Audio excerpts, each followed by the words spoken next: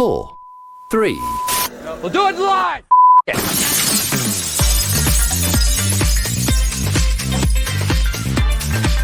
Now we're live! Erin Kennedy. The general craziness of it, the impact on your life. We have gone through so many stories and we said, you know what? This should not be kept to the two of us.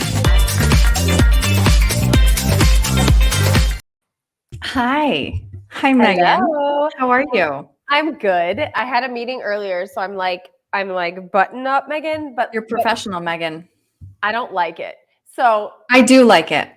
but here's the thing, Erin. If I was wearing this on the air, I would have been like, where can I put my hair so it doesn't look quite so buttoned up, Megan? Do you know what I'm saying? Like But that's I like what I it. would have been. It's like that sexy librarian look. I'm always partial to that. I love like the old school. You said Chanel. I love it though. I love it. I mean, it's not Chanel. I wish it was Chanel. No, but I we'll go know, with that. but it has We'll go that with look. that.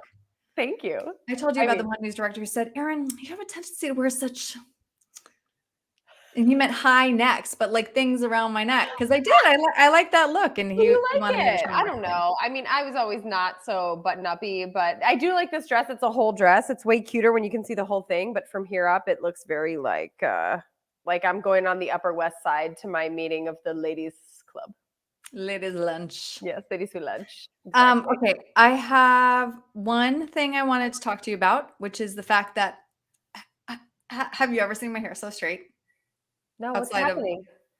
So have you heard of like the sleepy tie thing that everybody's going on and on about? You are on TikTok, right? So I mean, I Yeah. thought you would have Yeah. heard of it. Oh yeah, and you put isn't it supposed to make it curly, Erin? That's what happened. That's what I was hoping for. So a lot of, again, this goes back to the bachelorette party. A lot of my girlfriends were using it and they were like, oh, this is great. It's life-changing. You don't have to curl your hair anymore. So I've let me heard just show that. you. This is it with it in my hair. Okay, so you did it correctly, it appears. Yeah. Oh yeah. I mean, I know how to do hair stuff. This is it immediately when I took it out. Gorgeous. Ooh, fancy. So Hot. good. Love it. Look at that volume. This is me an hour later. What's going falling. on? And then this is me like 2 hours later. Okay, so clearly it's maybe not working for you. No, it's You need to not. look at the other hair trend that I have seen on TikTok, which is like how I get volume with my Asian hair kind of thing. Like That's I feel what I like you have more like the straight, like you know what I mean? Like, Yes. and they're showing like how they're getting volume in their hair. I mean, Well, I can do it. It just doesn't stay. You know, it's just very sad. It's put very it upside sad. down. Mine, meanwhile, it's like, what do I do with crazy hair, which is what I have. This stuff. And your kids. Oh, I don't even know what's going on there. Like Lana's hair has, for anyone who knows, my daughter Lana has white hair, okay, like and very bizarre texture hair, and it's completely like towhead still, and she's 13 now, so I don't think it's going to change. And I've never seen hair like that. And each individual hair is like this, right? like this, like right. The sum total is just fluffy, but each individual hair is like got some weird stuff going on to it. Yeah. I don't know. Because I know that you would tap our African-American makeup artists for like African-American hair product advice. Yes. And some of it worked, right? Yeah, it did. That's what she uses actually. Yeah, because the texture is sort of similar, and it's just it has worked better for her to use those products, and so that's what she'll use. But like, I don't know. Not the same as mine. No. And will she still let you braid her hair? Because you would always do such pretty braid.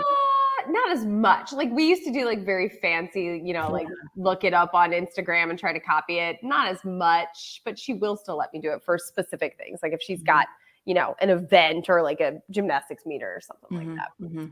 So, All right. So we're going to do today's kind of a quickie. We had a guest who we wanted to get on. She wasn't able to make it, but we're hoping she can later. yeah.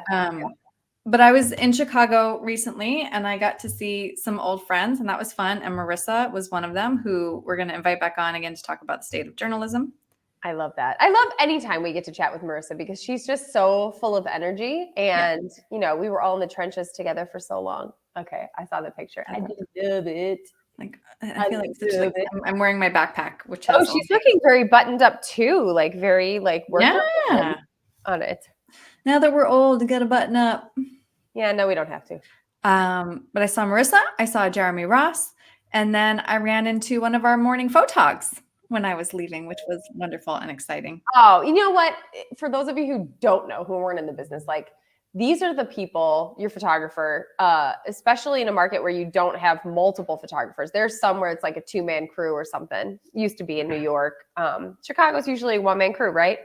You're trusting this person to make you look good, keep you safe, help you find food, locate a bathroom when you need it, watch your back. I mean, they're like They know you. in one. They know you. Yes, in all the ways you sometimes wish they Yeah. probably didn't. Right. Right? They know the real you. Yeah.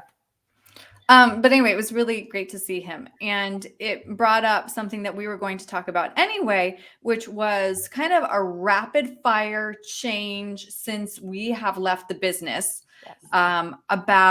And we talked before about crew safety out in the field, and we had on Chris Post, who is an expert at training media about how to be safe in the field. Well, we had only recently learned that a lot of TV crews and several in Chicago as well were actually going out with armed security guards for their With- live shots. That's wild to me. Obviously, they felt a need. Safety must have been such a concern that it's like, okay, we got to have extra armed people. But that would not make me feel good if I was reporting out on the street. It would make me feel nervous that it was needed, I think, you know? Right. And then the question becomes, do you feel safer with an armed security guard next to you or less safe? Because I feel like if I were put in a position where there would have to either be crossfire and you'd be near it, or somebody has to pull a gun to keep you safe, like I feel like that would have to be a point where you say hard pass. Yeah, I don't know. I think for me, it would depend on the security guard, which of course you won't know. But I mean, if like you're going to give me a guy who just got out of the, Navy SEALs or something, I might feel okay. But I'm going to guess that maybe isn't who they're sourcing. Yeah. I'm not to disparage, because I'm like, they could be like amazing. And I have actually, and maybe if it's just in terms of having an extra set of eyes, that's for sure what you need, right? But the fact that it needs to be like an armed person says that there's more going on than we just need an extra set of eyes. And that's right. the scary part. Right. And then the question becomes, is it just Chicago? Like, because I don't know about you now, but now that I'm not living there, and I mean, you don't live in the city, No. but it's like when people are like, oh my God, you're going to Chicago, are you going to be safe? And then this was like, you hear these stories from your friends, and, we know people who work in the business who, when they're out on a shoot, keep an old cell phone in one pocket and a wad of like small bills in the other, so that they can just throw it at somebody if somebody comes up to try to rob you, and then you run away. From what I remember, okay, like I grew up in the Chicagoland area, right? Okay, like not in the city, but close enough that we went into the city all the time. There were always places you could go in Chicago where you're going to feel pretty safe. There were places where you would go where you might not feel as safe based on, historic crime in the area, whatever's happening, right? Like, I feel like what I hear now is that it's a little bit more widespread just generally. But when we both started in the business and when we both arrived in Chicago, armed guards were not necessary on live shots, right? Like there were times where we had security there. Like, for example, the Blackhawks win the Stanley Cup. It's a giant parade. You're out live. It's not just going to be one photographer. Chances are you're going to have somebody else watching your back and making sure you're safe and that kind of stuff. Right. But not armed. Well, and then when we were there though too, MMJs, multimedia journalists, would often still go out live by themselves. Yes. And I will say, it used to be a rule when I worked in New York where it was always at night a 2-man crew. During the day, it was okay. No, that's when I was there. During the day, it was okay to have one photographer and one reporter. But at night, it was always a 2-man crew. And you could call it audio and, photog, but in reality, it was really like helping to set up and then watching everybody's back. Mm-hmm. And that's because in New York at that time, and in any time, it's New York, you got crazy stuff that could potentially happen. But it wasn't in Chicago typically like that, and now it needs to be. And now, that's just crazy. Yeah. I don't And then we think I know think about it. too, one of the local stations now has a moratorium on live shots after Yeah, a for a gun was while. flashed at a Yeah. reporter. Yeah. It's scary. It's like a scary, and you got to wonder, is it because there's increased violence in that area? Or is it what we've talked about before, where it's a general feeling against media, which is creating the problem? And I think it could be a little bit of both, maybe. I don't know. I don't know. Yeah. Either way, scary. It is. And now I'm going to do a hard pivot. Pivot. And I'm going to talk about Megan going to France coming up. Yeah. And have you seen that France is being overrun with bed bugs? You know that I saw that. I know you saw it. Yeah. Yes, I'm going to France with Leo. He's doing a soccer thing. He's very excited about it. I'm very excited about it, but we are staying in Paris. And all of a sudden today, headline breaking news on, BBC and whatever is the bedbug infestation, which they're trying to get a handle on before the 2024 Olympics, which FYI, I'm going in like less than a month. 2024 Olympics is a while from now. So I'm guessing it's not going to be handled yet. What do I do? What do I do? Do I sleep in a plastic bag? But it's on the public transportation and stuff, Meg. Of course it is. I think you have to do like what we would normally consider like tick protection, where like wear light colored clothes, tuck your pants into your socks, long sleeves, and like probably have to put all our suitcase and stuff and luggage when we get back. Is probably going to have to go like in the garage and something. Well, and when you get there, you put your suitcases right in the bathtub because there is no bed bugs in the bathroom. So you put everything in the bathtub, and then you can go in. Bathtub or just the bathroom? Oh, I do bathtub. Okay. And then you can go, and that's the worst part is inspect, and then you tear apart the bedding and you see if you see the stuff.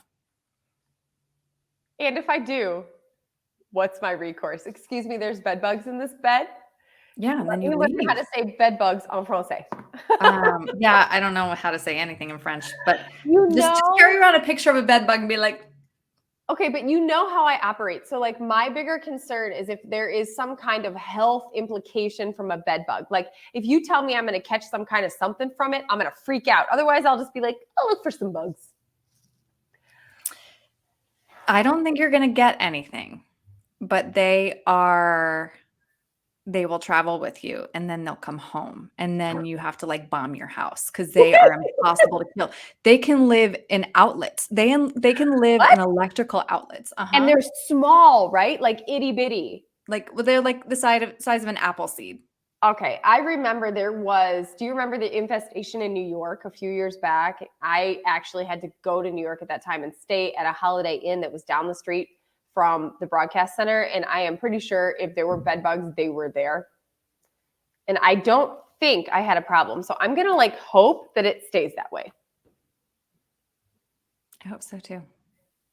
You're going to be like waiting with bated breath to have I saw that headline. I was text. like, oh, Megan, my poor friend. She must be going through. Erin's going to be like this, waiting for a text where I'm like, bug, I found a bug. There's a bug. Yeah, just get your flashlight out on your phone and look and put your luggage in the. And they're tiny, bathtub. tiny. Mm-hmm.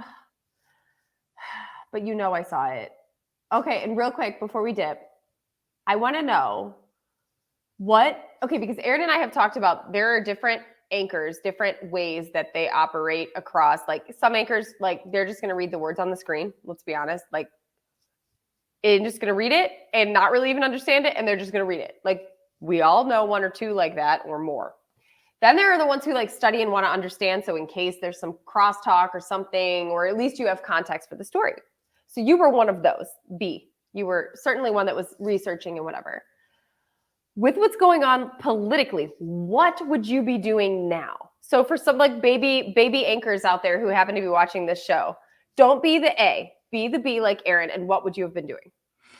So the only reason like you could maybe take a pass on not studying for this is that it is a national story. And so all the local stations would be getting something that was put together in DC, Because McCarthy is out, in case you don't know. Right. So what I would always have in my back pocket is like, obviously know who was it who voted against him, why did they vote against him, and then who were the likely successors and what are they all about. And it is bananas, though. I mean, third in line to the president was just voted out. Yes.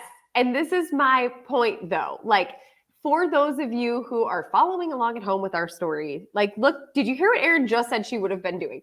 That's not a crazy lift, but it would have taken you a while to research that, make sure you understood it, a couple stories, whatever you would have done. There are people out there who are doing none of the above. And to me, that's crazy. And the other thing that's hard with those or any kind of political arena, and this is local too, especially on election nights, you almost have to study every face, because if they're panning to the crowd, then you have to be like, oh, that's Representative Matt Gaetz from Florida, and he does this, and oh, that's, his wife, and What'd you do? Like make flashcards for that, Erin? I was always pretty good about putting faces with names, so but yeah, it was tough. And then you have to really hope that you have a co-anchor who is also in your league, who will study, that you can lean on.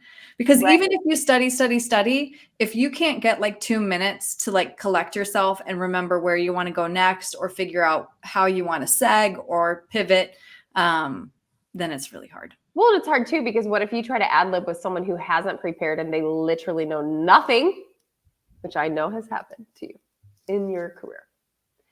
Yes. Anywho, Somebody who I love with all my heart. Say, I came to the desk. What was it, Blagojevich? I think I came to the desk with like 8, word type documents of notes. He's like, "Oh, can I say those?" let me see what that is. Yeah, I mean, like anything, there are people who are going to go above and beyond, and there are people who are just going to show up. Eventually, you can tell the difference at some point in those moments where you are required to.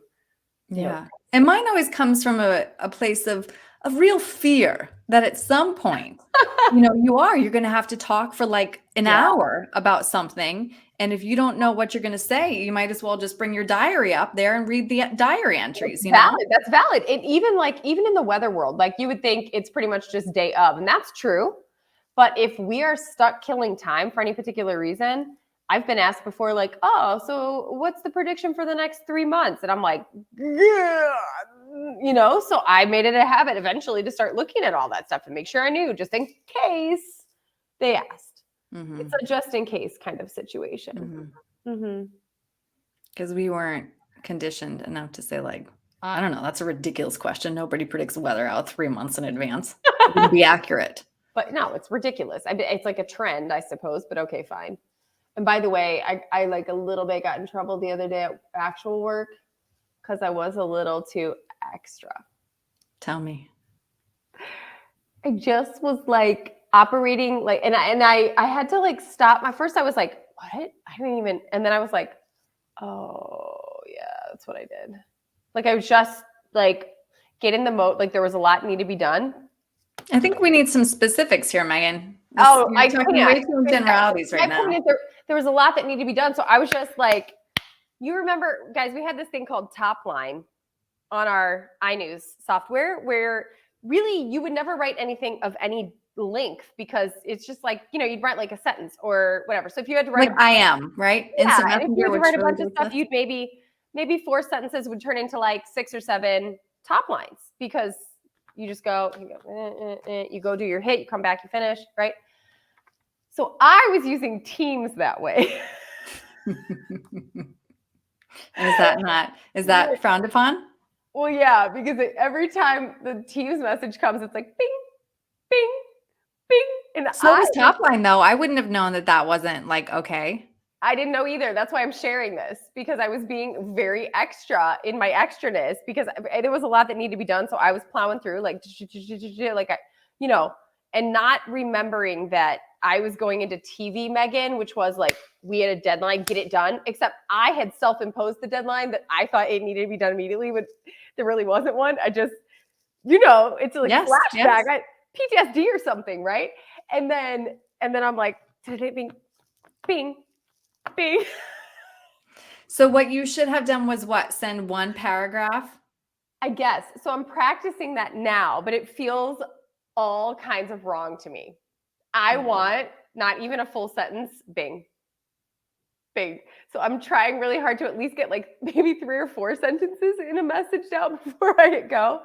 But I just thought I would share because I was dying laughing. I was like, I don't, So I want to know though what your coworker said to let you know that you were too extra. I was like stressing everybody out a little bit. But what did they say? Did they pull you to the side and say, Megan? Yeah. Like, Megan, you were being a little extra today. And like, we have a great relationship. So I was like, what? And then I'm like, oh. And then we had a little conversation about how I was extra.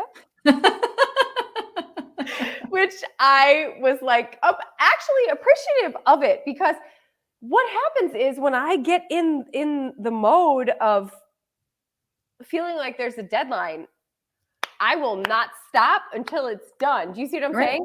But like, I need to not impose my own analness on everybody else. But it's TV. Like, we're all anal type A in TV. Am I right? So yeah. And if it were going bing, bing, bing, I would go read, respond. Exactly. Yeah. But like, that is stressful for normal people, apparently. Yeah. For me, like, if I get an email, I'm like, okay, got it. Oh, another email.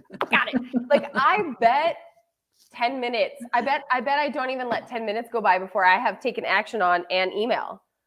Right? Unless it's like outside of the scope of workday or something. But like, I'm never going to not answer something until the next day or whatever. Oh, no. Right. But that's normal. Yeah, no, that I would feel very uncomfortable. It gives me anxiety, and it's so funnity because I funnity. Anxiety is funnity.